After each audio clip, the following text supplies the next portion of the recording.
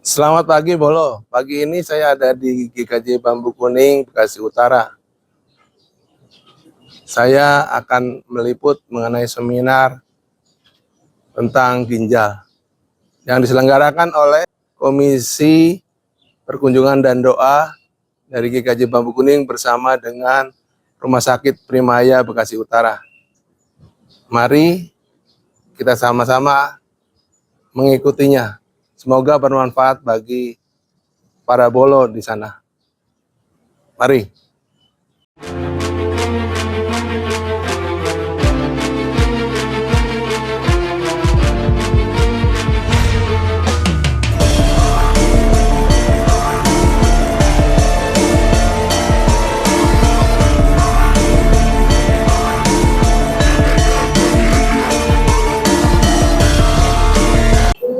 Kami mohon dari Profesor untuk memberikan silakan.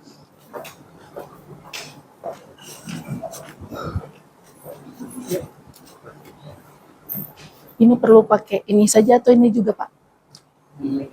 Oke. Pakai juga. Oke. Ya, shalom. Kurang semangat. Shalom. Soalnya saya lihat ini Bapak Ibu yang usianya 20 tahun. Semua mukanya berseri-seri penuh dengan sukacita. Karena kita tahu ayat firman Tuhan di Amsal katakan apa? Hati yang gembira adalah obat yang manjur. Tetapi semangat yang patah mengeringkan tulang. Saya mau coba pakai bahasa Jawa. Sugeng enjing ibu-ibu bapak-bapak. Pripun kabare?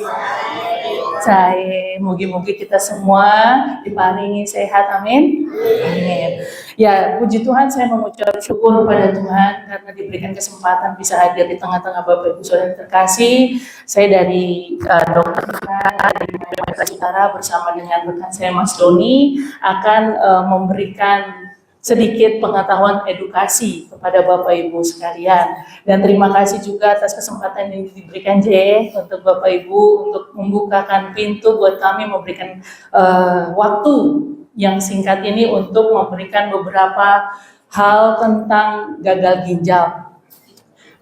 Apa yang disampaikan oleh Ibu Penatuan tadi betul bahwa di era sekarang yang zaman modern ini sudah terlalu banyak kita dengar, tidak perlu lagi kita tutup mata terkait umur-umur muda yang menderita penyakit gagal ginjal akut atau gagal ginjal yang tiba-tiba terkena kepada yang mungkin ada keluarga kita, tetangga kita, rekan kita yang mungkin di eranya Bapak Ibu sekalian yang zaman dulu tuh kayak itu penyakit apa ya? Itu apa ya? Itu apa ya?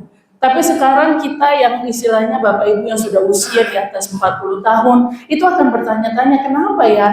Apa nih yang bisa saya berikan kepada anak saya, cucu saya? Ilmu apa, edukasi apa yang harus kami berikan supaya mereka bisa menjaga ginjal mereka dengan baik.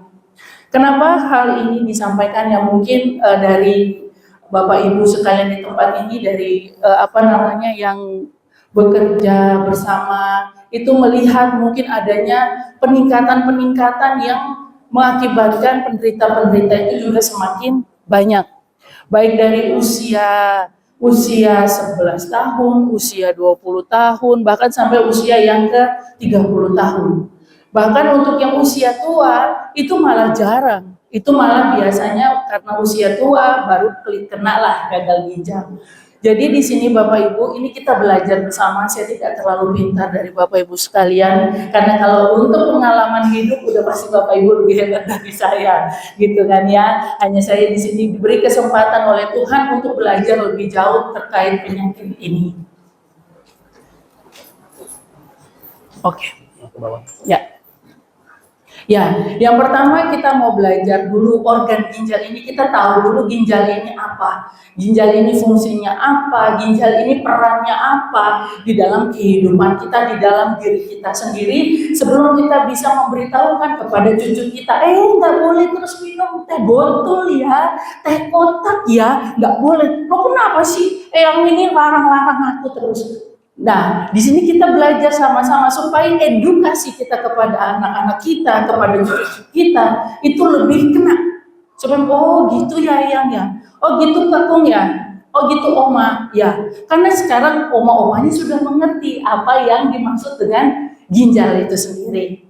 Ya di sini ginjal adalah organ ekskresi yang berbentuk kacang ini ya. Ginjal kita ada dua, Bapak Ibu, kanan dan juga kiri. Tuhan kasih mereka berdampingan untuk betul-betul bisa menyeimbangkan apa yang kita makan, apa yang kita minum, yang masuk ke dalam tubuh kita. Jadi posisinya ginjal itu nggak sama rata gini ya, nggak kanannya sama kirinya itu sama. Yang sebelah kanan itu lebih tinggi dari yang sebelah kiri. Jadi apa fungsi dari ginjal itu? Yang pertama adalah menyaring limbah dan racun di dalam darah, menyeimbangkan cairan tubuh, mengatur tekanan darah, dan memproduksi sel darah merah. Untuk menyaring limbah dari darah, ini adalah semua makanan, minuman, obat-obatan, atau apapun yang masuk melalui mulut kita, melalui pembuluh darah kita. Ya, jadi ginjal inilah yang akan berfungsi. Oh, ini racun. Oh, ini protein. Oh, ini karbohidrat. Oh, ini gula. Ini adalah perannya, fungsinya dari kedua ginjal ini. Lalu dia menyeimbangkan cairan tubuh. Oh, ini kayaknya udah kebanyakan nih. Cairan untuk tubuh udah agak overload. Dikeluarkanlah melalui keringat. Keluarlah melalui urin atau air kecil, buang air kecil. Lalu dia juga akan mengatur tekanan darah. Bapak Ibu di sini ada yang mungkin menderita hipertensi atau tekanan darah tinggi? Oh ada, iya banyak. Ya nggak apa-apa Tuhan. Ya di sini dari ginjal ini pun akan mengatur tekanan darah Bapak Ibu. Jadi saat tekanan darah itu meningkat, kerja ginjal pun akan juga meningkat. Makanya kalau misalnya kita periksa ke dokter penyakit dalam gitu ya, dokter akan beberapa waktu tekanan darah Bapak Ibu ini mungkin lagi tidak stabil, tinggi-tinggi terus, akan diminta untuk memeriksa fungsi ginjal. Karena itu sangat berkesinambungan.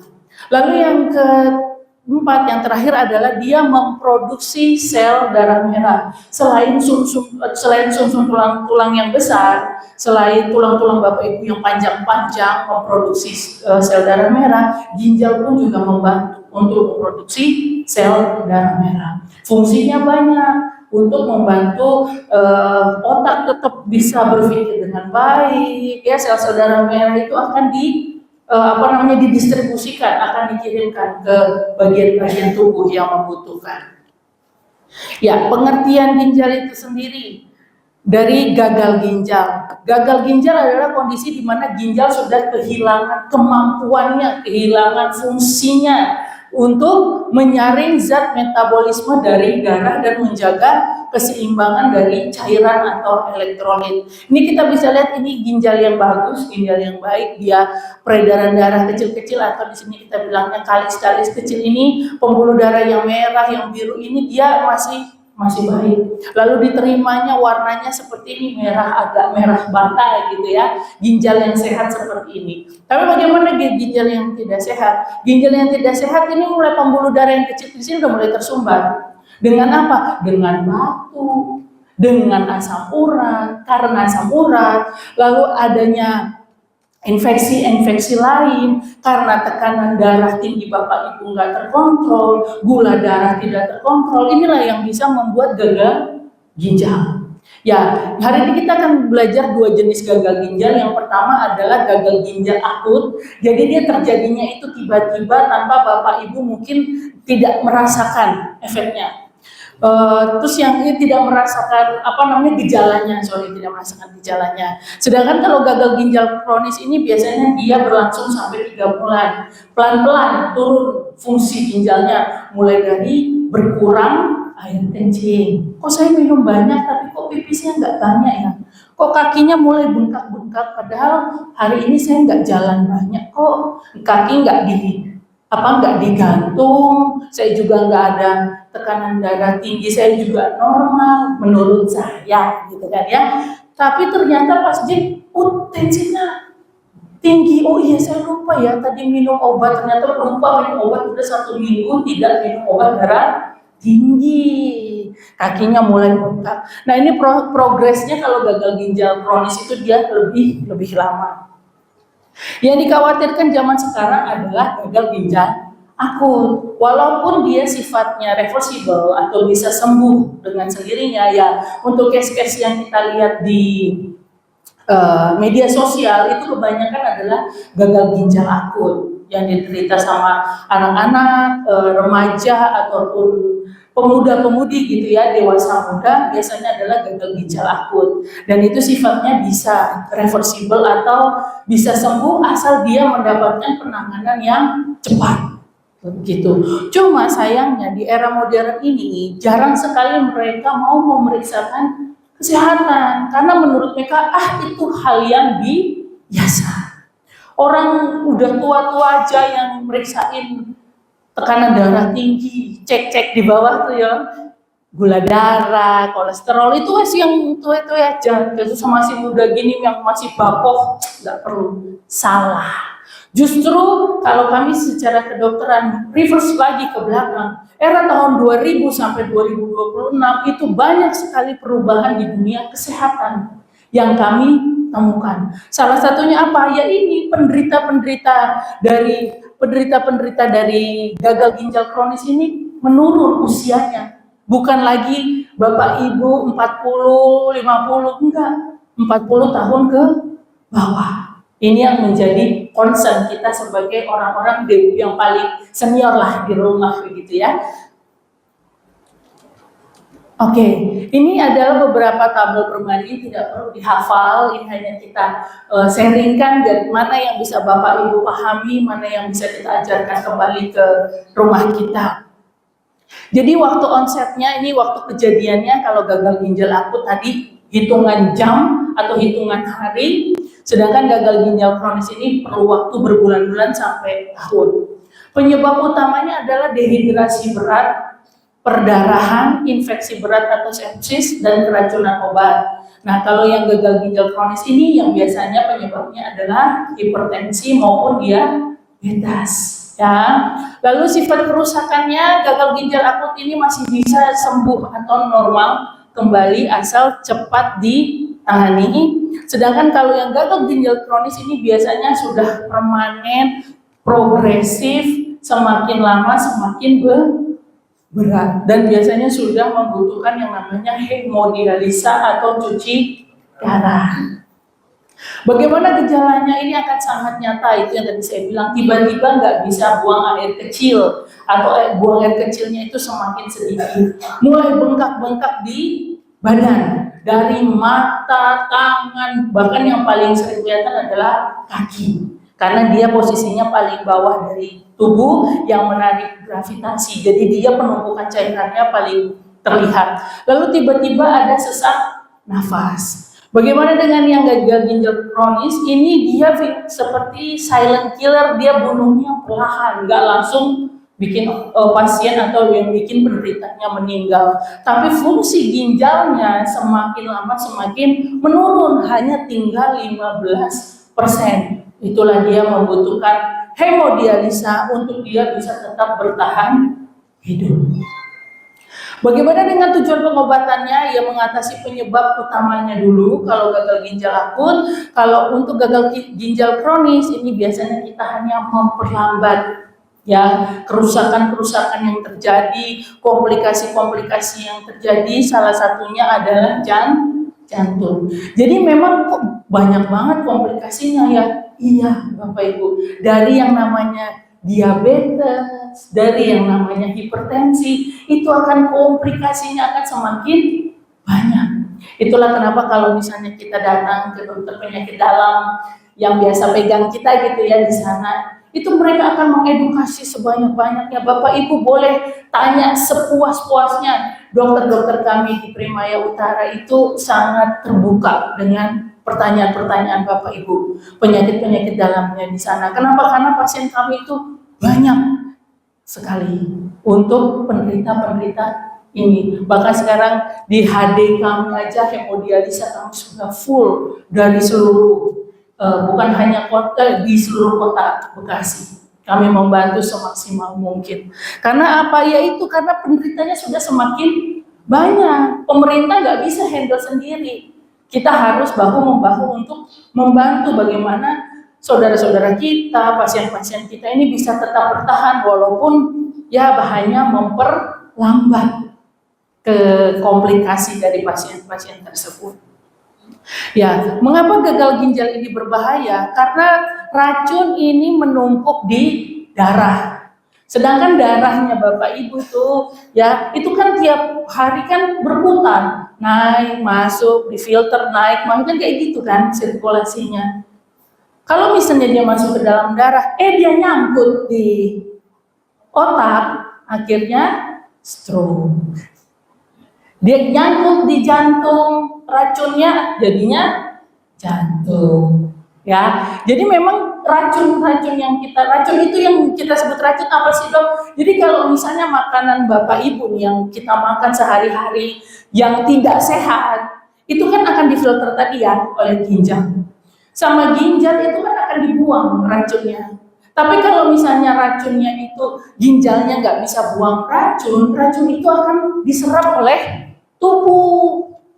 Sama ginjal, dia daripada di ginjalnya malah masukin ke dalam darah, muterlah racunnya di dalam darah. Karena ginjalnya udah nggak berfungsi sebagai filter lagi. Nggak boleh lewat sini. Ayo kamu dibuang lewat urin, kamu dibuang lewat buang air besar, kamu dibuang lewat keringat. Tapi karena ginjalnya udah nggak bisa bilang stop, ya los racunnya masuklah ke pembuluh darah, naik ke atas ke mata dan lain sebagainya.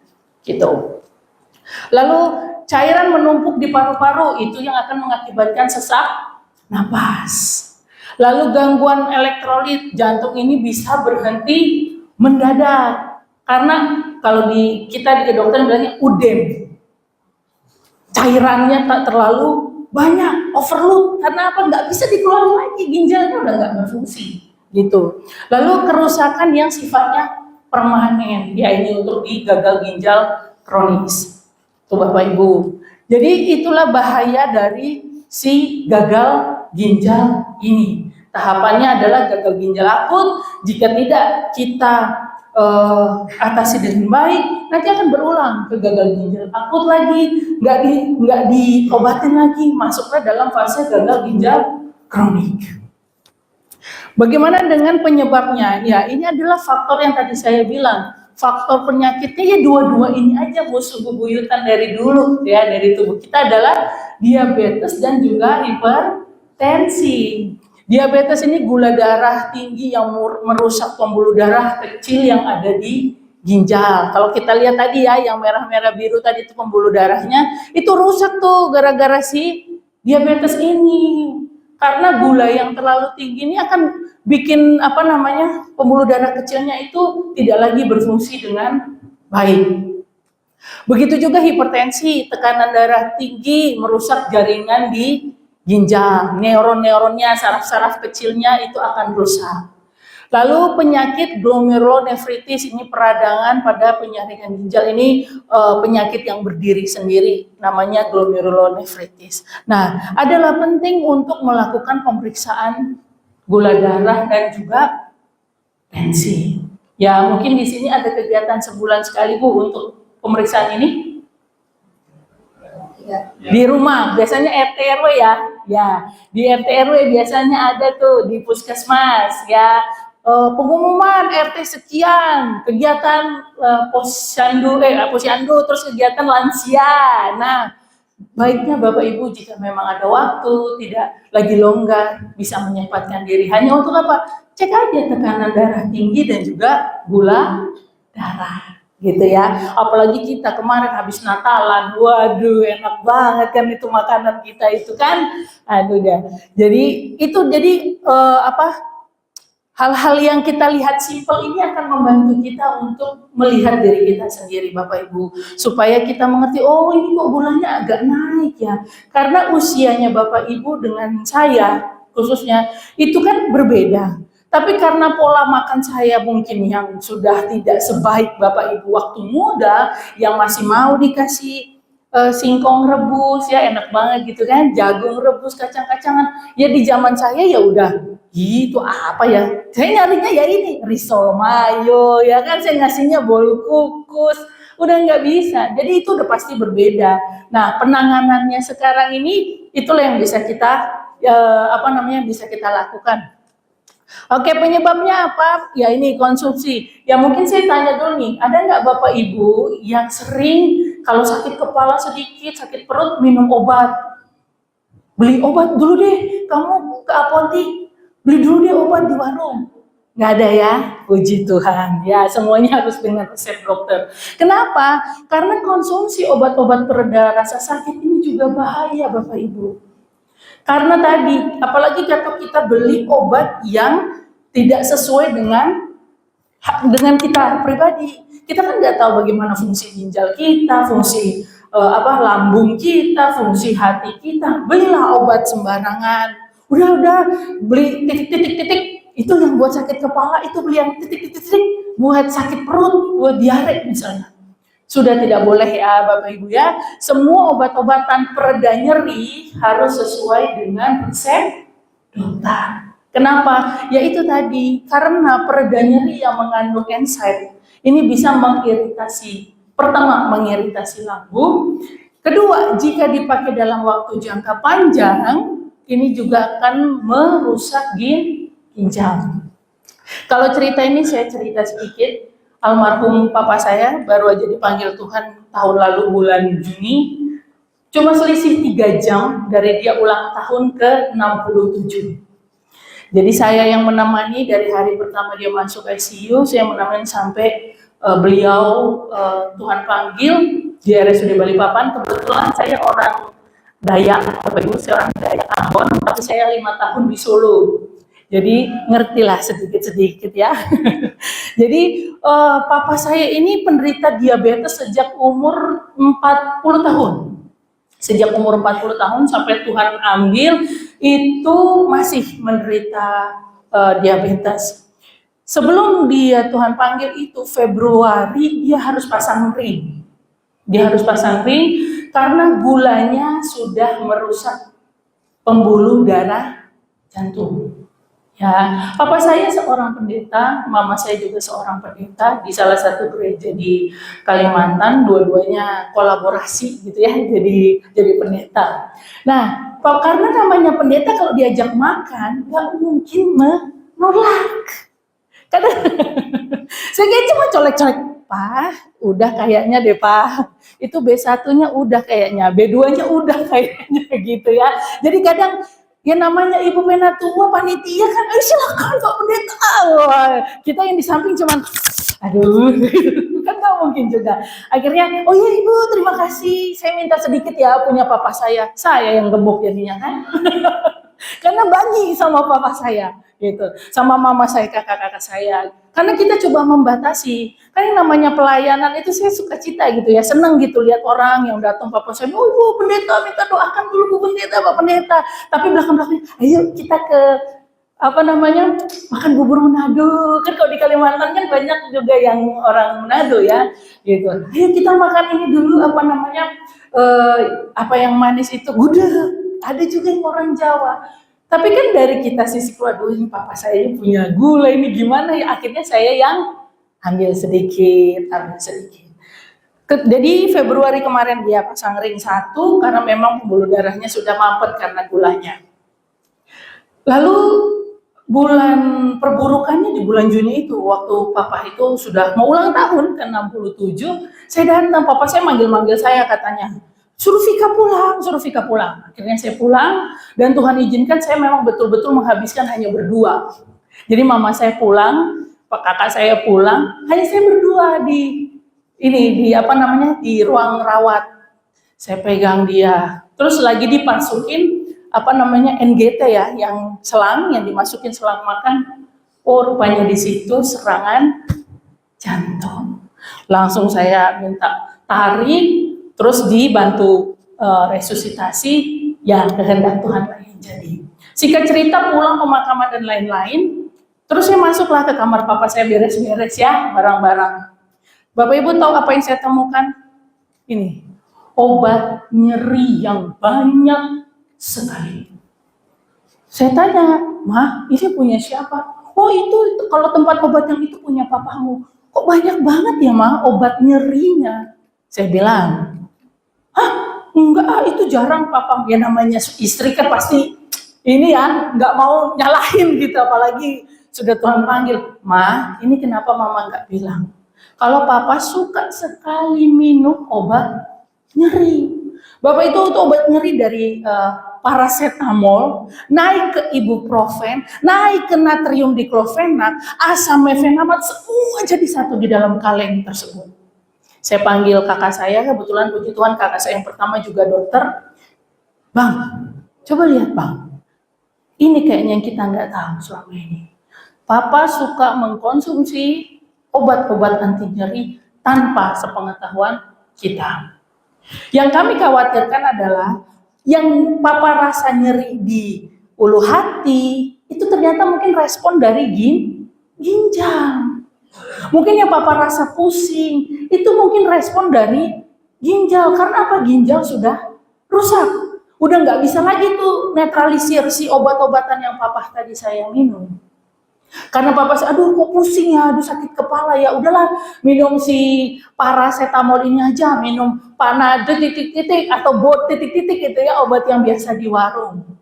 Mungkin itu yang diminum terus, akhirnya ginjalnya, aduh udah deh saya nyerah. Akhirnya los lah obat-obatan tersebut naik sampai ke kepala. Belum hilang sakit kepalanya, ginjalnya sudah rusak. Belum hilang lagi diabetesnya, jantungnya juga sudah kena. Itu dari komplikasi. Jadi jangan anggap sepele Bapak Ibu kalau dokter-dokter di rumah sakit bilang, "Pak, Bu, jangan minum obat sembarangan ya. Jangan minum obat sembarangan." Karena itu memang berefek jangka panjang. Itu singkat cerita ya Bapak Ibu. Ya, terus apa lagi? Kurang minum air putih.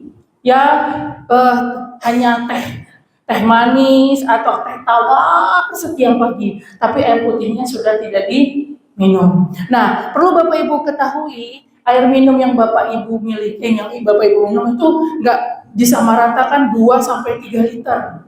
Jangan. Bapak Ibu itu harus bisa melihat dari berat badan, karena usia Bapak Ibu bukan di usia saya. Kalau saya masih 37, ya belum 40 kok Bapak Ibu. Jadi kalau Bapak Ibu di atas 45, di atas 50, mulai lihatnya dari berat badan. Jadi nanti berat badan Bapak Ibu berapa dikali untuk melihat berapa liter yang Bapak Ibu butuhkan.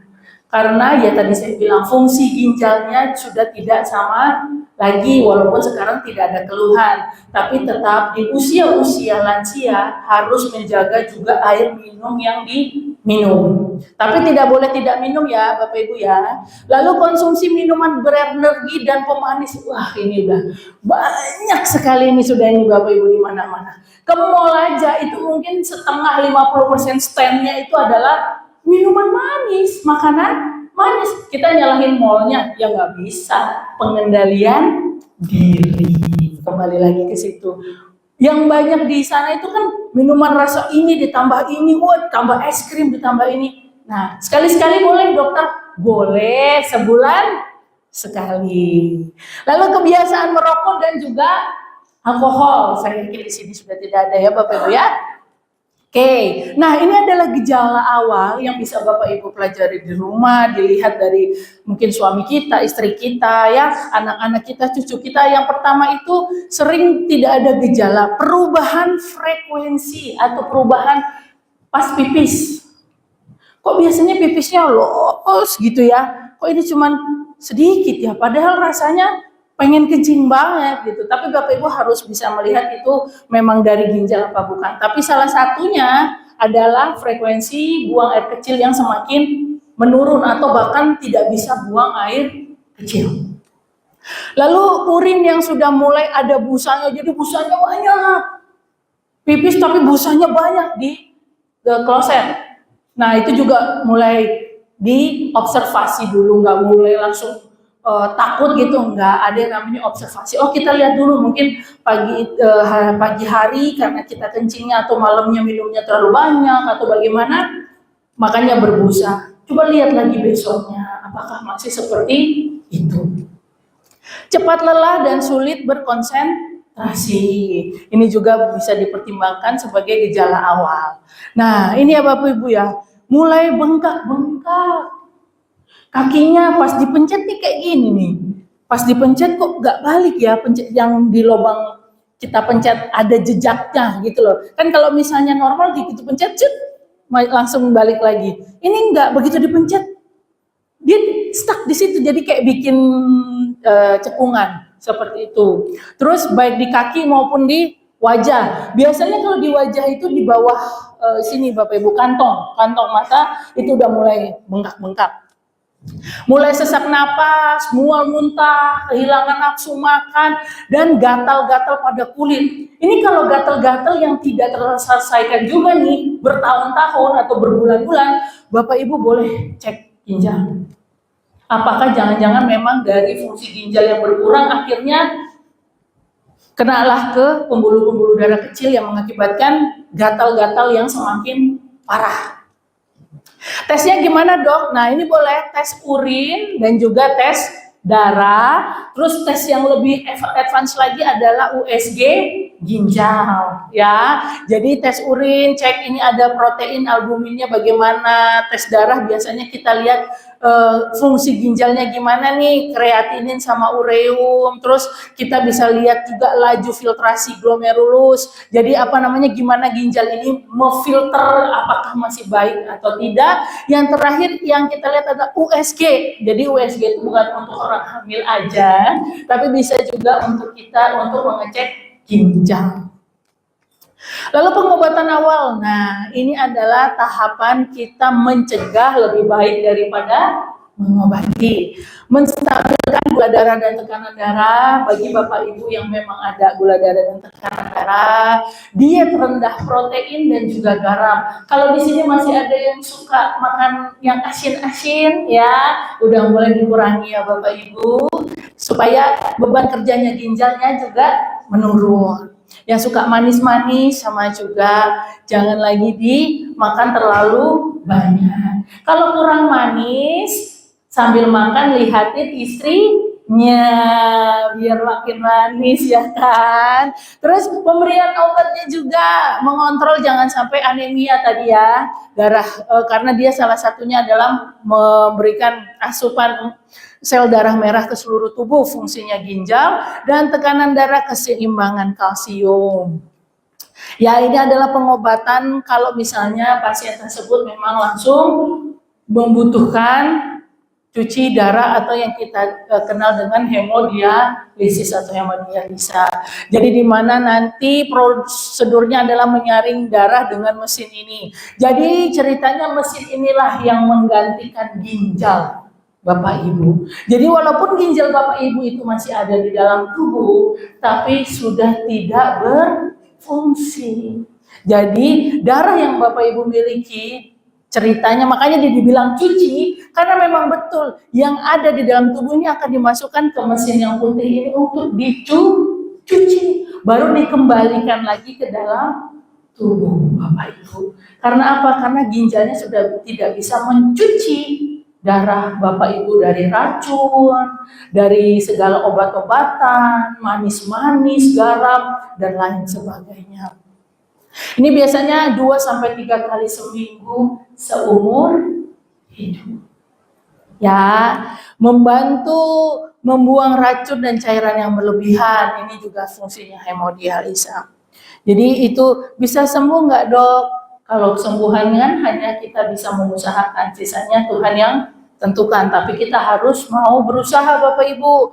Jadi kalaupun misalnya harus cuci darah nih, dok 2-3 kali, memang nggak bisa langsung berhenti total, kecuali mujizat Tuhan. Tapi ini bisa berkurang, yang tadinya 3 kali 2, misalnya 3 kali 2 minggu. Jadi misalnya Bapak Ibu 2-3 kali seminggu berkurang, mungkin bisa jadi 2 minggu, seminggu 2 kali. Karena fungsi ginjalnya sudah semakin baik, gitu ya. Ya, ini yang lebih advance lagi. Ini CAPD, ini cuci darah lewat perut, ini juga bisa dilakukan.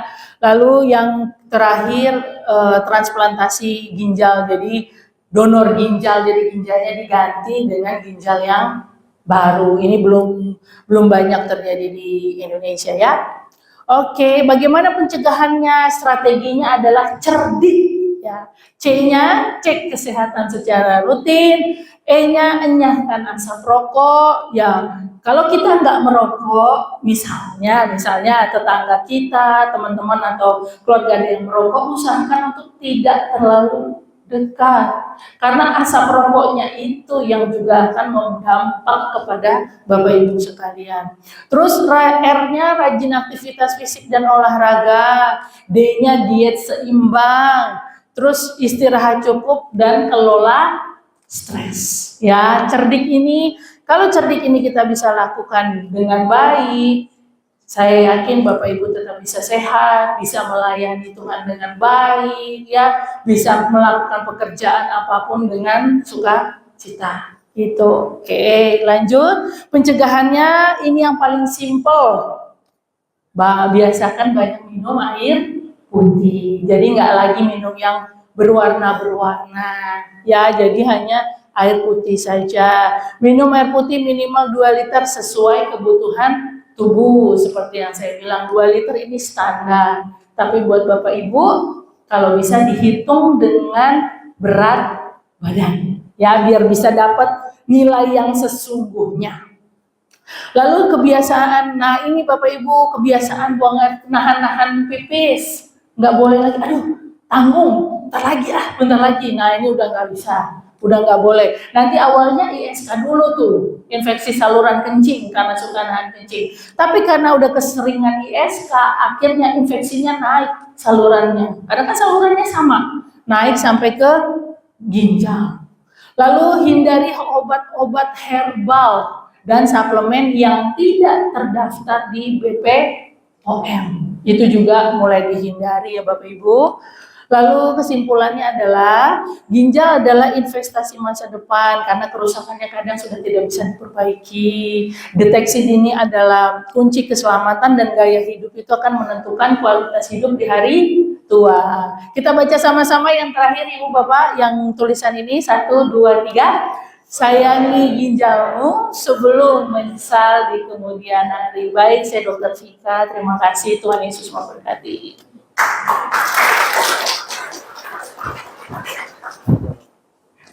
Terima kasih Dr. Vika atas penyampaiannya.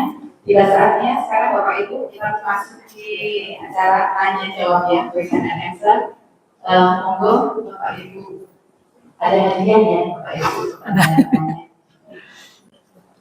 Nih, saya boleh. 3 pertanyaan dulu ya. Ya, monggo. Ya. Pada Pak Ibu. Saya izin duduk ya Bapak Ibu. Terima kasih dokter. Saya sangat senang sekali mendengar acara ini. Kamu dengan kebutuhan air yang masih beragam 67. 67 Berapa baik. liter yang harus saya Berat badan. Terima kasih. Terima kasih Pak. Usia berapa Pak? Ngapunten. 60. Usia 60. Lebih ya. Lebih. 10 tahun. Terima kasih. Ya. Maaf saya mau informasikan jadi Ya.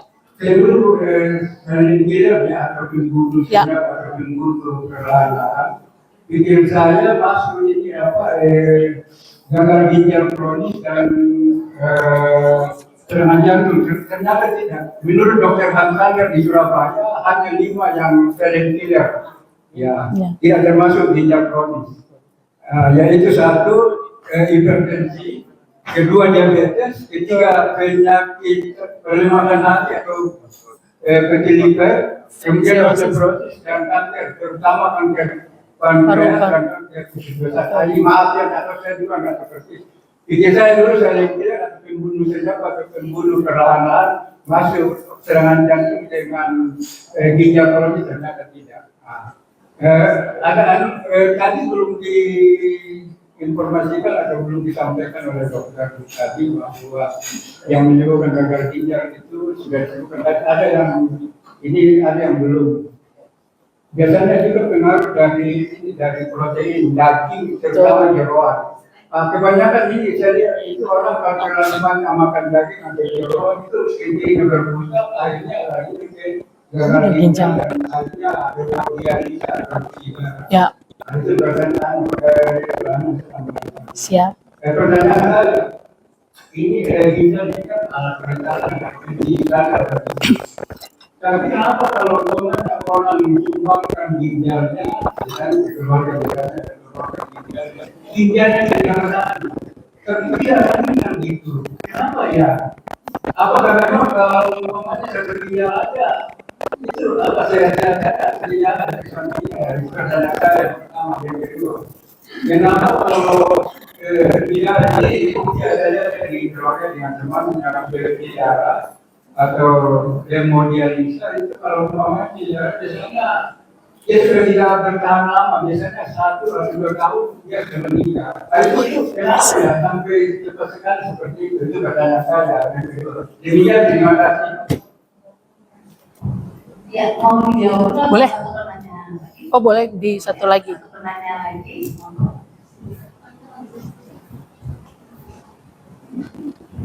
Terima kasih dokter. Siap. Penjelasannya yang memberikan keterangan yang menarik.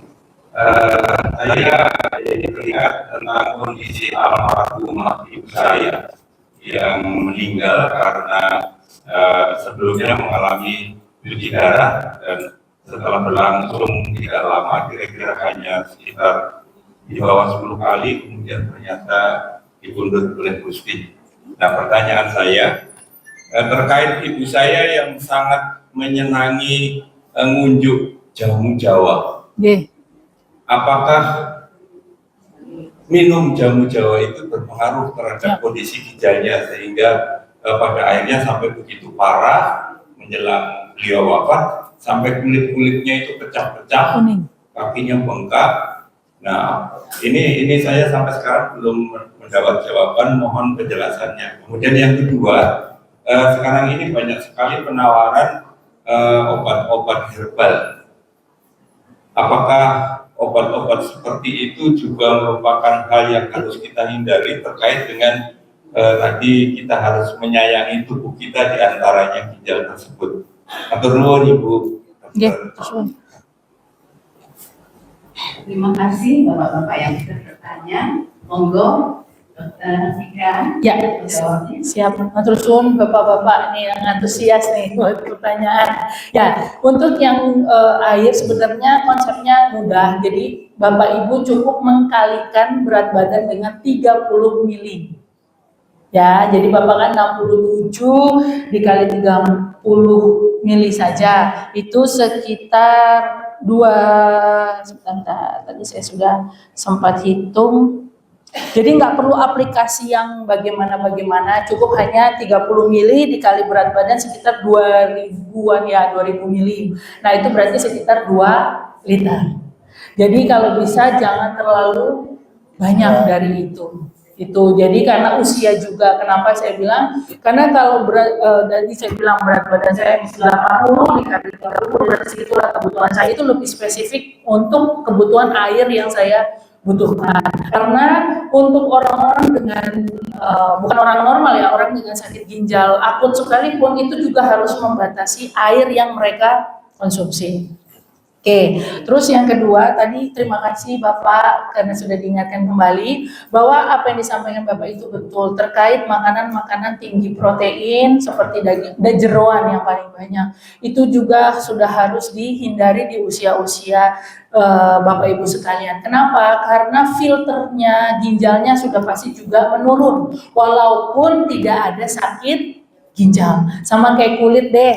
Kulit waktu muda kita licin gitu ya, nggak ada keriput, tapi begitu masuk 40 tahun mulai kerut mulai, sama seperti ginjal kita juga seperti itu, karena kita kan tidak bisa dari luar. Kalau kulit kita masih bisa pakai anti aging, botox ya, injeksi kanan kiri, tapi kalau ginjal kita kan tidak bisa. Jadi memang harus betul-betul kita rawat sejak sekarang, bukan waktu muda, sejak sekarang. Begitu kita tahu bahwa dengan makan makanan tinggi protein, makanan dengan tinggi garam, makanan dengan tinggi gula, itu akan bertahap merusak ginjal, gitu ya Pak. Terus apa lagi tadi Pak? Satu lagi. Untuk silent killer, ya sebenarnya penyakit silent killer ini dari kedokteran sendiri tidak membuat satu blok gitu ya. Silent killer adalah 1, 2, 3, 4, 5, tidak seperti itu. Jadi sebenarnya silent killer itu adalah penyakit yang memang membunuh secara perlahan, makanya dibilangnya silent killer. Penyakit-penyakit diabetes itu Bapak Ibu pertama kali paling apa sih yang Bapak Ibu rasain? Banyak kencing di malam hari, kesemutan. Itu kan hal yang Bapak Ibu paling nggak, mungkin karena minum banyak, jadi tadi malam saya pipisnya banyak. Oh, kesemutan mungkin karena kebanyakan bikin pecel misalnya gitu di rumah gitu kan, kebas-kebas. Tidak seperti itu. Jadi memang progresnya kita lihat itu hanya sedikit, tapi impact-nya atau dari hal tersebut itulah yang membuat dia menjadi silent killer. Sama juga dengan hipertensi. Oh, naiknya cuma sedikit kok, cuma 150, kemarin 140, naiknya cuma 10. Tidak seperti itu. Berarti pompa jantungnya sudah mulai bermasalah, sudah mulai berkurang. Harusnya dia bisa nahan dengan kita minum obat darah tinggi. Dia bisa bantu supaya kecepatan dari jantung bisa terkontrol itu tekanan darah tingginya juga kita semua terkontrol gitu kan. Jadi kalau misalnya untuk silent killer memang yang paling utama itu kita di diabetes, hipertensi, itu udah pasti silent killer sekali. Cancer ini juga progresif. Ya kan, cancer itu benjolan yang memang misalnya bentuknya benjolan, lama-lama bisa jadi besar, mulai metastasis atau menyebar. Nah itu dia progresnya lebih cepat. Jadi makanya masuk silent killer kelima tadi. Dan gagal ginjal ini adalah impact atau komplikasi yang paling sering dari diabetes dan juga hipertensi. Makanya dia dimasukkan menjadi salah satu yang menjadikan dia silent killer. Jadi memang Bapak Ibu harus atasi gula darah tingginya itu harus Bapak Ibu bisa atasi atau kontrol selama pengobatan seperti itu. Terus satu lagi tadi, ya apalagi tadi Pak? Yang pertama, Gila. Ginjal ini kan alat vital penting itu. Betul. Kalau orang donor ginjal kan berarti tinggal satu ginjal, tapi orang kan tak meninggal. Oh ya. Satu lagi. Kemudian kalau orang sudah pergi darah, kemudian itu bukannya penyembuhan, harus kebanyakan saya keluarkan. Ya. Ya. Betul. Oke, terima kasih Pak. Yang pertama sebenarnya satu ginjal aja itu sudah cukup untuk melakukan pekerjaan kita saat kita makan, minum, jadi satunya adalah cadangan Pak. Kenapa makanya orang dengan satu ginjal saja itu bisa bertahan hidup, tapi dengan sangat ketat. Kenapa? Karena dia harus batasi makanan yang dia makan, dia harus batasi cairan yang dia minum, dia harus batasi obat-obatan. Makanya orang yang dengan satu ginjal itu bisa hidup, bisa. Karena apa? Satu ginjal itu dia bisa ini kan semuanya, tapi Tuhan ciptakan satu lagi sebagai cadangan supaya tidak terlalu berat. Kan kalau 10 kilo ya capek toh. Kalau 2 berarti kan bisa 5 kilo. Lebih gampangnya seperti itu. Tapi begitu ginjal satu ini diambil, berarti yang 10 kilo itu istilahnya berat yang 10 kilo itu ya dia kerjain sendiri. Dengan segala macam pembatasan seperti itu. Gitu sih Pak. Terus yang kedua, kenapa yang HD malah ya cepat Tuhan panggil? Kenapa? Karena tadi saya bilang progresnya HD ini hanya membantu. Cuci darah hanya membantu, bukan menyembuhkan. HD ini atau cuci darah ini membantu pasien supaya tidak terjadi komplikasi yang makin panjang. Tidak terjadi lagi komplikasi yang memberatkan pasien. Karena orang yang sudah sampai ke grade cuci darah itu sudah pasti di tahap akhir. Fungsi ginjalnya sudah paling kecil, grade 5, 4 sampai 5. Seperti itu. Jadi kalau kita bilang, kok cuci darah malah meninggal dok? Iya, karena itu bukan penyembuh, itu hanya penopang. Makanya saya bilang tadi, mesin itu tuh kayak udah ginjal berjalan mesinnya. Karena darahnya dimasukin ke mesin, dicuci istilahnya, filter dan lain sebagainya, dimasukkan lagi ke dalam tubuh supaya tubuh orang yang sakit ginjal tadi itu mendapatkan suplai darah yang memang dia butuhkan. Tidak ada racunnya, tidak ada protein yang terlalu tinggi di dalam darah, tidak ada gula yang terlalu tinggi di dalam darah. Kenapa? Karena ginjalnya dua-duanya sudah rusak. Seperti itu. Bagaimana Pak? Sudah terjawab? Iya, baik. Terima kasih Pak. Lalu ini saya agak ini ya sama jamu, karena saya juga suka jamu Bapak. Saya juga suka jamu. Kalau waktu saya selama di Solo, saya sedang banget makan yang namanya wedangan yang pakai segala macam dimasukin ya, jangan kayak wedang betul sekali. Itu apalagi cuaca kayak gini, itu udah paling jokes banget ya. Nah, tapi jamu kalau jamu seperti itu kan tidak ditumbuk ya. Dia hanya dibakar, digeprek gitu ya, dimasukkan, dijadikan satu. Jadi kita hanya minum sarinya saja. Nah, kalau yang Bapak sampaikan adalah jamu Jawanya, ini jamu yang pikul itu Pak? Nah, jamu gendong. Kalau dulu memang itu terkenal banget ya Pak untuk kesehatan dan lain sebagainya. Karena memang prosesnya kita tahu itu sangat manual sekali, mungkin direbus, dibersihkan, hanya diulek dan lain sebagainya. Tapi kemungkinan itu terjadi karena memang mungkin ibunya Bapak tidak mengetahui kalau memang memiliki sakit ginjal. Kalau dibilang apakah jamunya dok yang membuat sakit, otomatis bukan.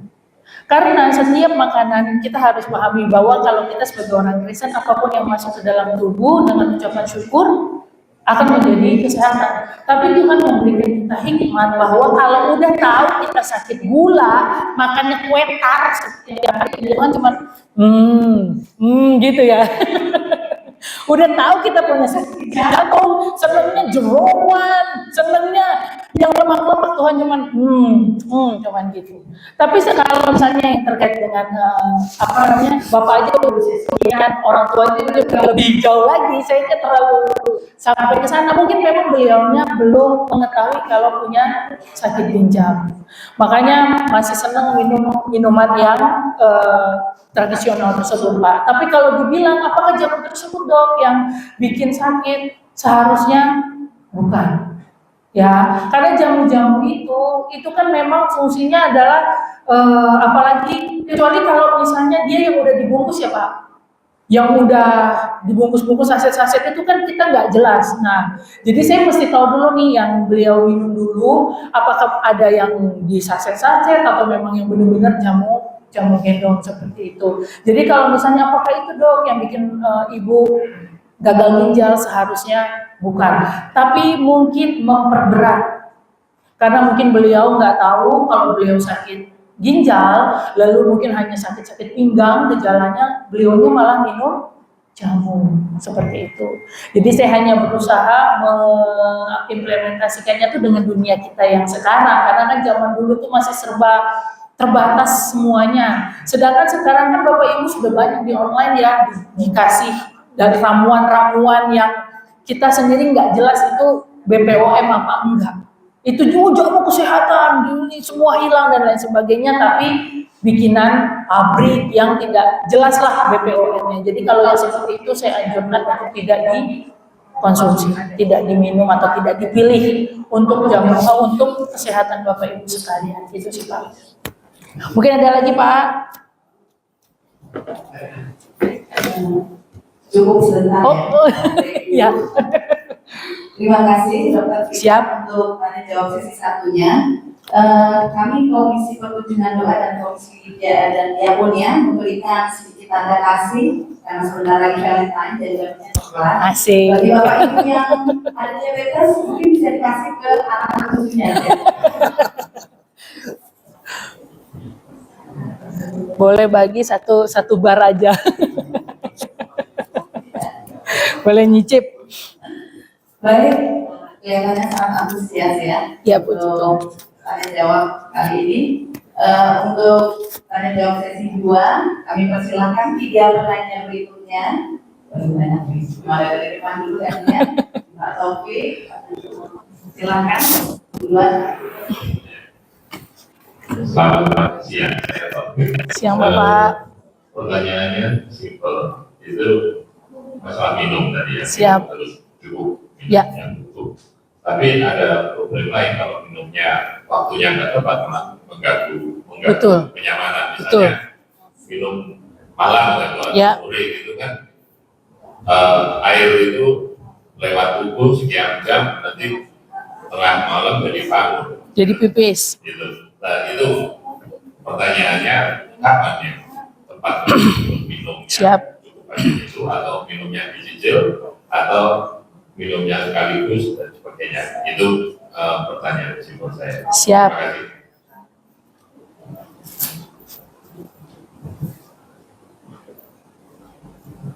Terima kasih, Bapak. Ya, terima kasih Bu.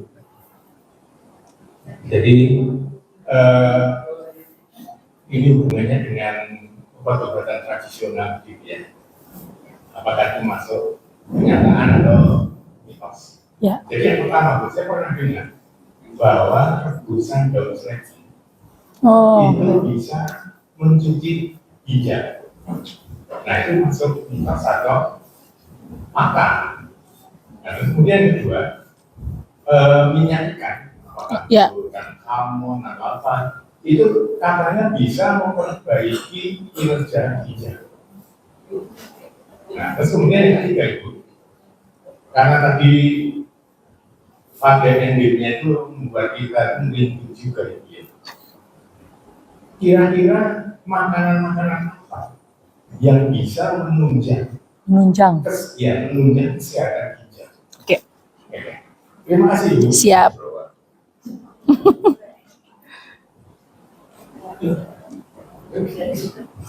Terima kasih. Shalom Ibu Dokter. Shalom. Saya bukan mau bertanya Ibu, cuma sedikit mau menambah wawasan seputar lebih kenapa ada hemodialis pada yang enggak terlalu panjang.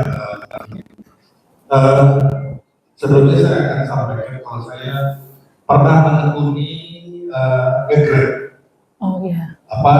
taksi online. Saya sering banget yang namanya tempat penumpang yang habis cuci darah. Baik. Kebetulan saya orang yang senang ngobrol. Saya selalu diskusi dan ngobrol banyak dengan penumpang-penumpang saya. Dari mungkin lebih dari 10 penumpang saya yang pasien cuci darah, itu ada yang sampai 8 tahun, Betul. 10 tahun, bahkan 15 tahun. Betul. Kuncinya apa? Pantangan aja Pak. Ya. Kalau kita bisa disiplin, nggak makan berlebih, nggak makan buah-buahan, nggak banyak minum air, sehat kok. Saya sendiri dan saya diskusi atau ngobrol dengan mereka itu dalam kondisi stamina yang bagus, yang sudah 8 tahun, 9 tahun, 10 tahun hemodialis cuci darah. Jadi saya hanya ingin menambahkan wawasan berdasarkan pengalamannya. Saya lihat sendiri atau diskusi sendiri dengan orang yang menderita cuci darah. Terima kasih.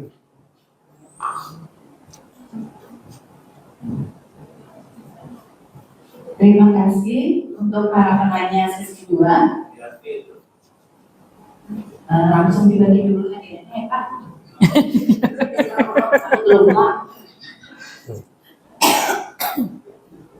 Silakan Dr. Vika Ya. menjawab para penanya.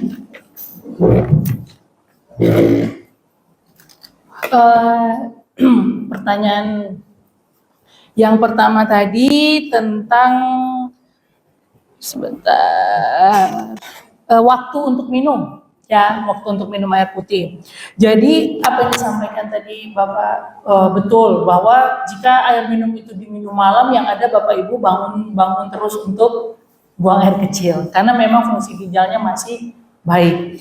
Jadi kalau misalnya untuk pola minum yang paling baik adalah waktu memang Bapak Ibu sedang aktivitas. Berarti range-nya dari pagi sampai dengan sore hari. Jadi kalau bisa minumnya itu sudah 80% di waktu tersebut.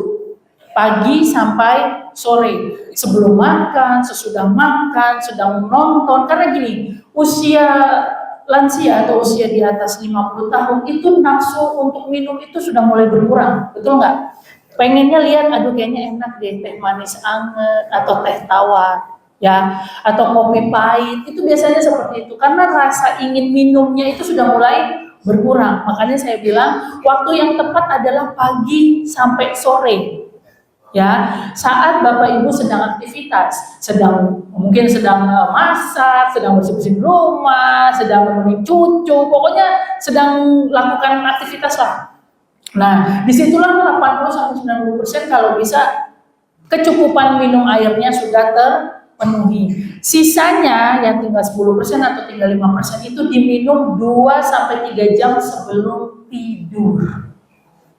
Jadi misalnya Bapak Ibu sudah punya waktu tidur jam 10, misalnya jam 10 malam udah pasti tidur, berarti paling akhir minum itu sekitar jam 7 atau paling lambat jam 8 malam. Nah sesudah itu tidak usah lagi minum air yang terlalu banyak. Tapi kalau cuma minum air cuma setegak gitu doang ya tidak terlalu masalah. Tapi kalau untuk memenuhi kebutuhan Bapak Ibu diminumnya malam, sudah siap-siap aja ke kamar mandi terus seperti itu. Jadi memang yang paling baik waktu minum adalah pagi sampai sore atau sampai jam sekitar jam 6, di mana Bapak Ibu memang aktivitas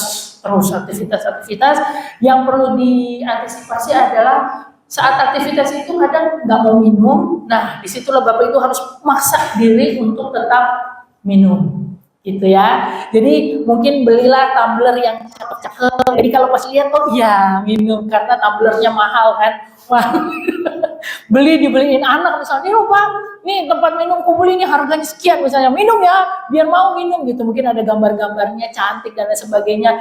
Itu bisa Bapak Ibu. Jadi kayak mensugesti supaya otaknya terasa, "Oh iya kalau lihat botol minum ini saya minum. Oh iya nanti kalau lihat botol minum." Dan itu memang working ya, maksudnya itu bekerja untuk anak-anak SMP, anak saya masih SD SMP, itu saya belikan tumbler yang ya iya sih duit mahal ya tumblernya, tapi mereka jadi mau minum gitu. Setiap lihat tumbler bahkan di rumah pun mereka minum gak pakai gelas. Pakai tumblernya itu, tapi yang penting buat saya adalah terpenuhi kecukupan harian mereka untuk air putih, untuk minum.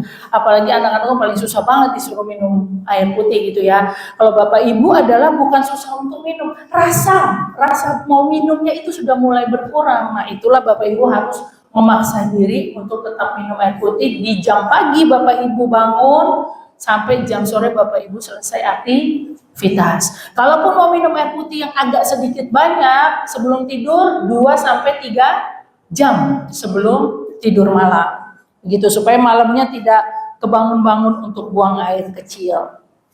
Jadi jangan minum tunggu haus ya Bapak Ibu. Aduh baru haus baru minum, jangan. Kalau emang sudah ada waktunya minum air putih harus minum. Oke. Selanjutnya saya tanya tentang rebusan daun seledri sama minyak ikan ya Pak. Jadi memang yang dibilang mitos adalah kalau itu dikatakan menyembuhkan. Kalau dibilang apa betul dok, daun seledri sama minyak ikan menyembuhkan, udah pasti itu mitos. Kenapa? Karena kalau saya tahu bahwa daun seledri itu kan antioksidan ya, dia memang bagus untuk tubuh air daun seledri, tapi dia tidak bisa menyembuhkan sakit ginjal dari Bapak Ibu sekalian. Jadi mitosnya adalah kalau dikatakan apakah mitos dok itu bisa menyembuhkan atau menurunkan, membersihkan, saya bilang itu mitos. Kenapa? Karena daun seledri itu hanya membantu Bapak Ibu menurunkan tekanan darah. Itu pun pada orang yang sehat, bukan pada orang yang sakit. Seperti itu. Lalu sama juga dengan minyak ikan ya Bapak Ibu, itu juga sama. Jadi kalau faktanya minyak ikan itu dibilang menyembuhkan, sama itu juga tidak. Karena apa? Minyak ikan itu biasanya dia mengandung zat-zat yang membantu mengkontrol kolesterol, triglycerid. Nah, kalau kolesterol Bapak Ibu ini tinggi, otomatis kan kerja jantung juga semakin tinggi, ya.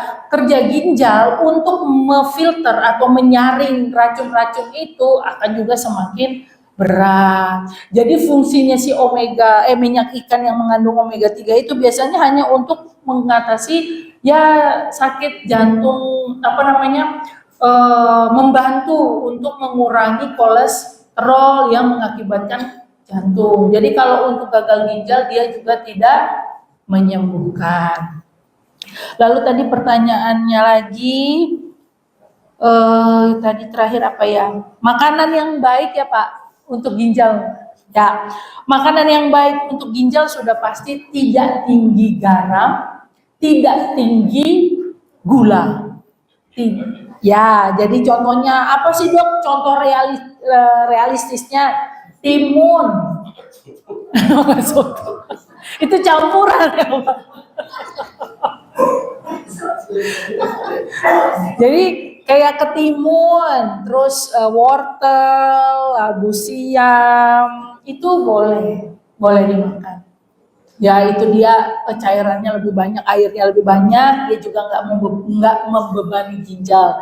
Kalau untuk untuk buahnya Bapak Ibu bisa makan apel, ya pepaya, itu juga bisa bantu Bapak Ibu untuk konsumsi buah-buahan. Jadi kalau dibilang tidak boleh makan buah, itu juga tidak benar, karena ada kok buah-buah atau sayur-sayur yang bisa Bapak Ibu konsumsi seperti itu.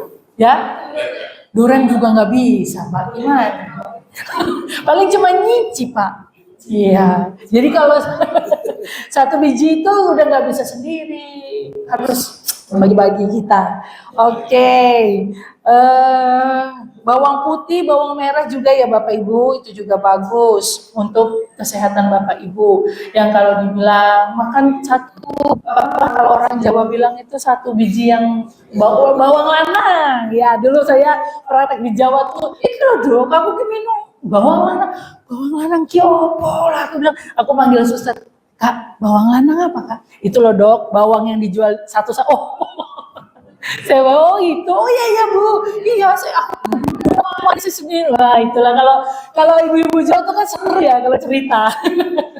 Jadi iya boleh. Jadi tapi kalau dimakan gitu doang pedes kayaknya ya, boleh kok Bapak Ibu campur dengan sayur-sayuran kesukaan Bapak Ibu, mungkin bawang putihnya yang lebih banyak, kayak kita bikin tumis-tumisan, tapi bawang putihnya yang lebih banyak, garamnya ya kalau sudah garam jangan dikasih masako sama roiko lagi Bapak Ibu ya. Jadi kalau sudah garam aja udah garam aja gitu, dan oh iya Dok ini sedikit, vitsinnya sedikit kok Dok, sasanya sedikit, roikonya sedikit, ya sama aja gitu ya. Jadi Bapak Ibu boleh menikmati apa yang sudah Tuhan berikan dengan bertanggung jawab, karena itu juga yang saya sampaikan ke papa sama mama saya gitu ya. Jangan mentang-mentang pendeta semuanya dengan ucapan syukur muak enggak Bapak Ibu. Jadi itulah kita, gunanya saya untuk kedua orang tua saya seperti itu. Jadi itu Bapak Ibu, mungkin ada lagi Ibu Punatwa yang mau ditanyakan, apa masih ada waktu? Silakan. Terima kasih.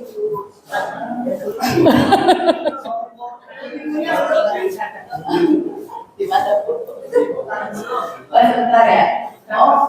Melanjutkan ya Pak. Ya. Tentang menyanyikan tadi, saya punya kesadaran saudara saya menjadi pesona anak-anak gitu. Itu dia di MNI itu dinyatakan gagal ginjal, Operasi. gagal ginjal. Tapi setelah minum itu menyatakan PDO, itu ternyata itu sembuh dan tidak jadi operasi.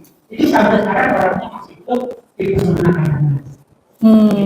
Apakah itu pas kebetulan atau gimana? Terima kasih. Pak, ini mau langsung jawab aja ya Bu. Jadi yang tadi saya bilang, kemungkinan itu dia mungkin punya kolesterol juga Pak.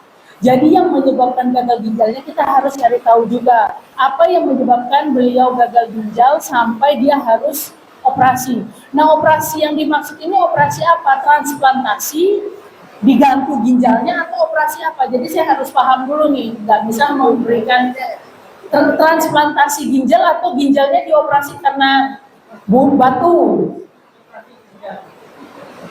Karena batu ginjal pun itu kan operasi. Jadi dibuka, dikeluarkan batunya. Jadi saya harus paham dulu terkait operasi ginjal yang teman Bapak lakukan.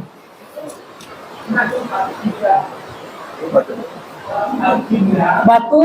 Oh ya. Ya. Ginjal itu ada batu dan operasi. Ternyata selama menyediakan dari itu di salah yang itu ternyata batunya itu kurang. Oke, berarti ini di luar konteks. Ya, maaf ya Pak. Jadi maksudnya gini, supaya mindsetnya kita ini kita samakan dulu. Karena kalau operasi gagal ginjal ini berbeda dengan batu ginjal Bapak.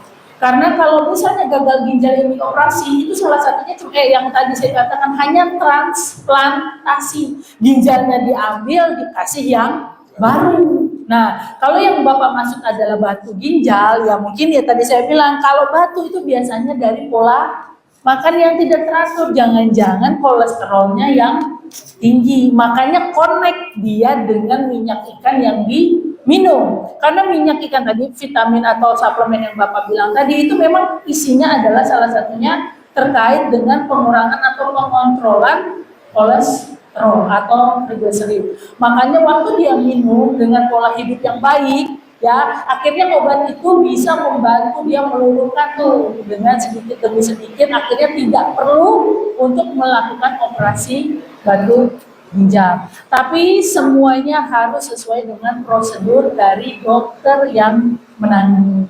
Jangan-jangan memang waktu beliaunya datang batu ginjalnya itu hanya kecil, makanya dengan obat dia bisa luntur. Tapi kalau dia batu ginjalnya ukurannya besar, posisinya itu di posisi yang sulit, yang tidak bisa dijangkau, otomatis harus tetap dengan operasi. Seperti itu ya Pak. Ya, oke. Ya Pak, makasih Pak. Baik, terima kasih Ya. untuk sesi ketiga.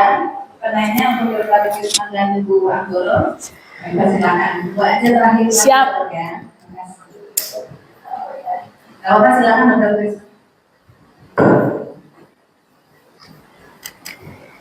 Terima kasih. Saya sampaikan salut kepada Dr. Vika yang dari akhirnya di Kalimantan Bu. Ya, Kita ini berhadapan dengan orang Jawa. betul. Orang Jawa semua nih. Iya, Yang senang dengan jamu-jamu sejak turun temurun. betul. Makanya tadi hati-hati kita mengatakan kalau sudah fanatik, Iya. turun temurun juga. Sulit ya. Tapi mohon diterima. Karena Dr. Vika itu bukan karena orang Jawa, tapi memang seorang dokter. Ya. Kita terima semua dulu. Yang kedua, ini masalah obat herbal tadi, kan dua herbal di Cina dan Jawa, terapnya kuat banget. Apapun kalau orang tua memang obat itu memang harus dicari. Itu yang pertama. Yang kedua adalah, jadi kita harus tegas, punya sikap tegas. Tadi BPOM, tapi sekarang banyak sekali penawaran tanpa balik, tanpa izin dari BPOM. Jadi kita hati-hati bersikap.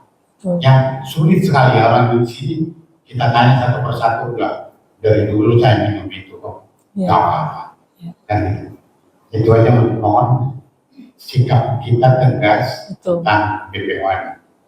Harus ada BPOM. Tanpa itu jangan pernah percaya, ya BPOM sudah. Itu pun masih ada persoalan. Betul, betul. Yang kedua, saya sharing. Siap. Mengenai ginjal. Darah kita itu 5 liter. Betul. Ginjal menyaring dalam 24 jam hampir 200 liter. Ya. Jadi betapa terus jalan, terus jalan.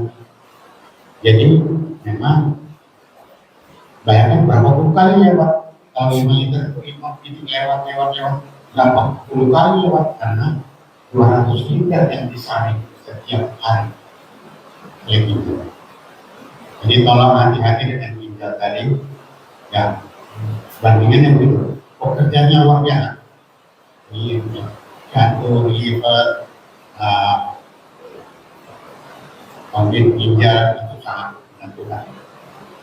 Kemudian mengenai sikap tegas tadi, saya senang sekali bersama dengan saudara saya. Minum air itu kita sebenarnya kita makan apapun akan menghasilkan air, apapun yang dimakan. Karena metabolisme menghasilkan energi, nanti kita bekerja, kemudian menghasilkan air.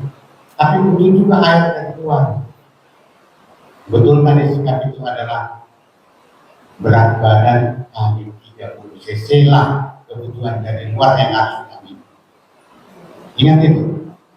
Nggak perlu, kalau sekali ukur bisa dipakai untuk ngomong segini-segini. Ya. Berat badan karena orang gemuk beda kebutuhannya. Betul. Yang kurus. Tapi ingat kebutuhannya adalah berat badan kali 30 mili.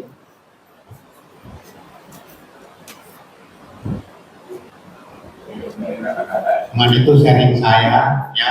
Sekali lagi saya terima kasih kepada Dr. Vika, luar biasa, sempurna sekali penyampaiannya. Cuman apa yang disampaikan itu supaya kita lakukan dengan baik, ya.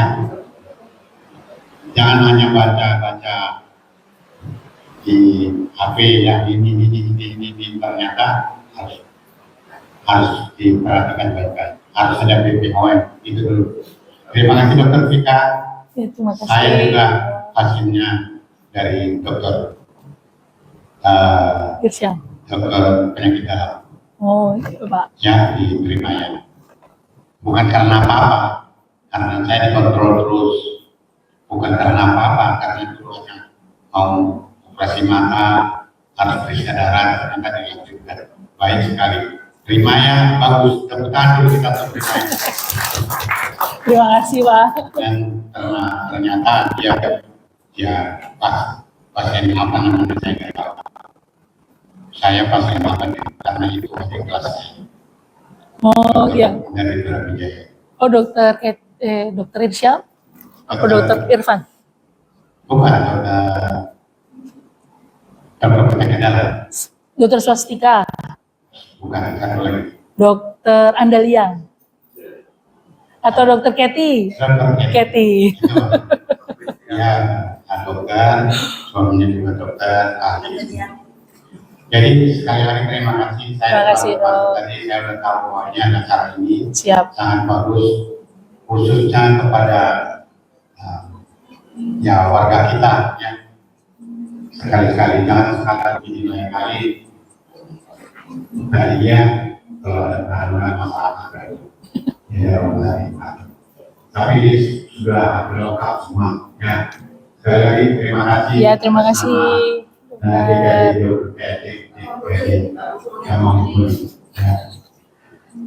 Itu aja satu kali sharing atau kemudian ketegasan kita terhadap kesalahan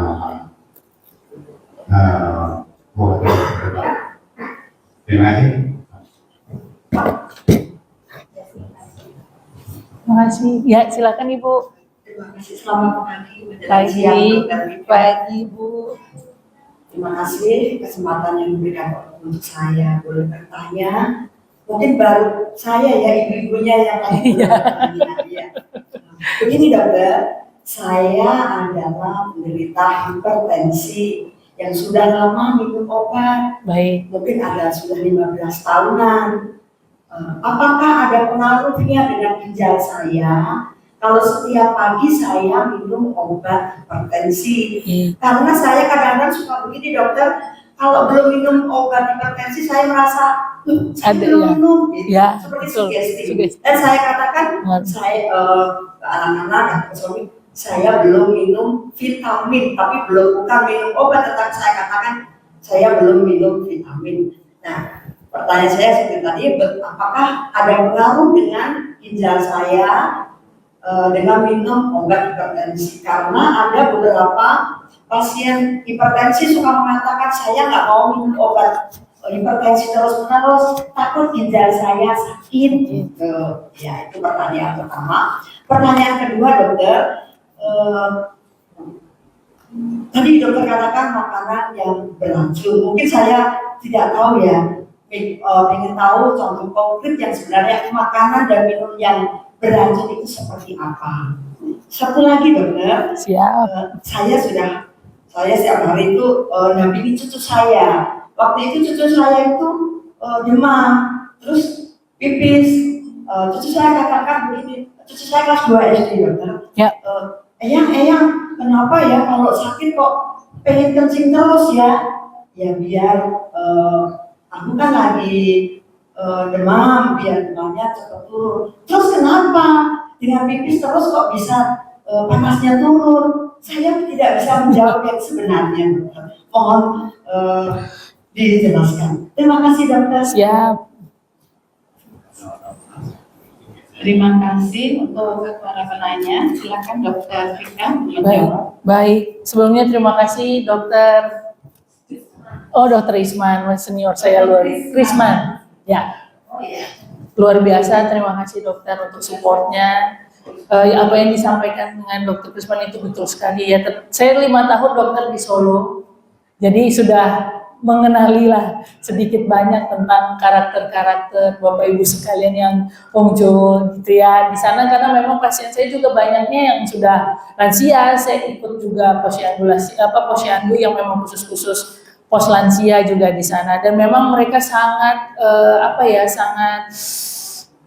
senang dengan jamu-jamuan tadi gitu. Di sana pun saya juga dikenalkan dengan jamu-jamuan di sana. Tapi kembali lagi seperti yang Dokter Krisan tadi katakan, bahwa kita juga harus bijaksana ya dokter dalam memakan atau meminum sesuatu yang berfungsi atau tidak dalam tubuh kita gitu. Jadi ini saya mau menjawab pertanyaan dari ibu tadi terkait dengan pengaruh minum obat hipertensi tadi ya Bu ya? Ya, dengan ginjal. Jadi sebenarnya adalah itu sebaliknya yang terjadi Bu. Ibu justru harus rutin minum obat hipertensi untuk menjaga ginjal. Jadi memang saya paham, karena ini bukan pertanyaan yang pertama yang pernah saya dengar. Dok, berarti kalau minum obat terus, jangankan obat ginjal, obat diabetes itu kan juga terus menerus ya untuk diminum. Berarti nanti ginjalnya yang kena dong dok? Tidak seperti itu.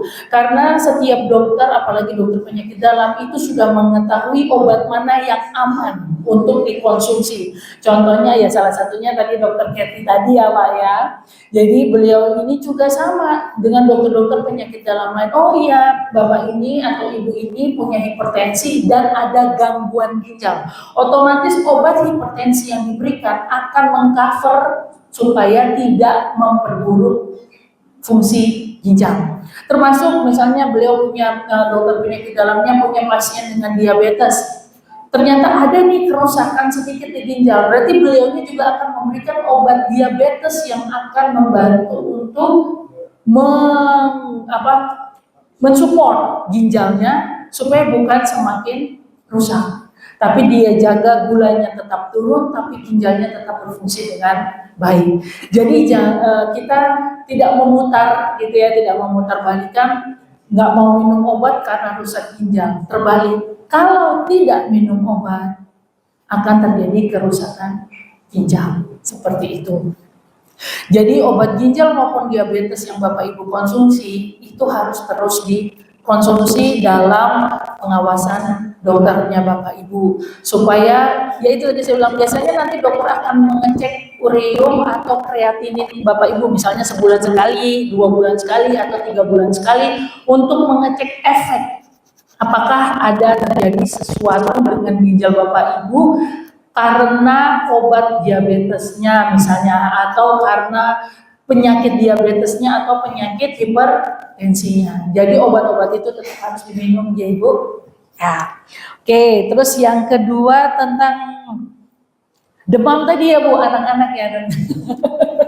Ya, jadi kalau anak-anak atau cucu-cucu di rumah itu lagi demam tinggi, itu tandanya adalah jangan langsung panik. Tandanya tubuhnya anak-anak ini sedang melawan infeksi atau virus yang masuk ke dalam tubuh.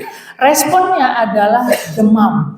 Jadi ceritanya itu lagi perang tuh di dalam tubuh, virus jahat yang masuk, antibodi yang dimiliki itu yang kita lawan. Jadi itulah yang menyebabkan bukan hanya anak-anak, kita pun seperti itu. Itu yang menyebabkan kita jadi demam tinggi. Makanya pemberian paracetamol dan air yang cukup, makanan yang cukup, istirahat yang cukup. Kalau dia hanya infeksi virus biasa, itu akan self-limiting atau akan sembuh dengan sendirinya tanpa Bapak Ibu kasih obat yang macam-macam. Apalagi untuk anak-anak, karena daya tahan tubuhnya pun masih lebih baik dari kita yang sudah dewasa, yang sudah banyak minum obat lah hari-hariannya.